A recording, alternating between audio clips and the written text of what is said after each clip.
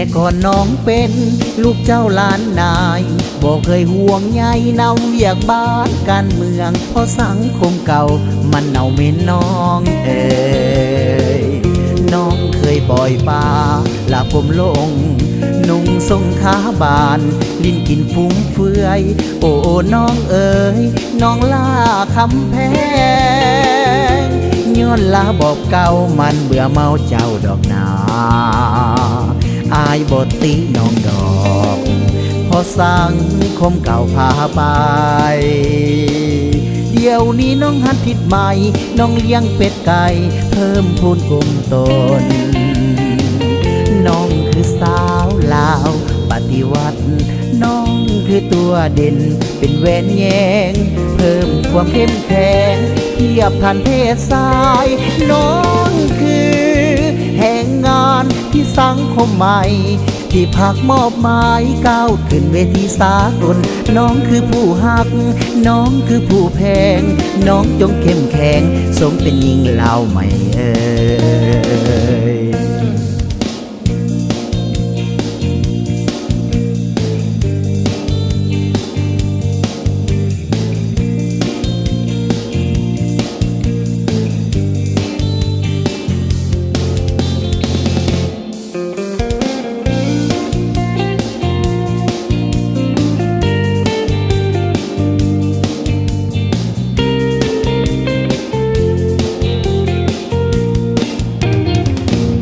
แต่ก่อนน้องเป็น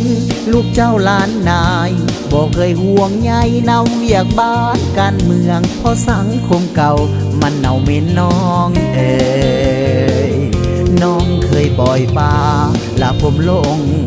นุ่งทรงขาบานลิ้นกินฟุ้งเฟือยโอ้น้องเอ๋ยน้องล่าคำแพงย้อนลาบอกเก่ามันเบื่อเมาเจ้าดอกนา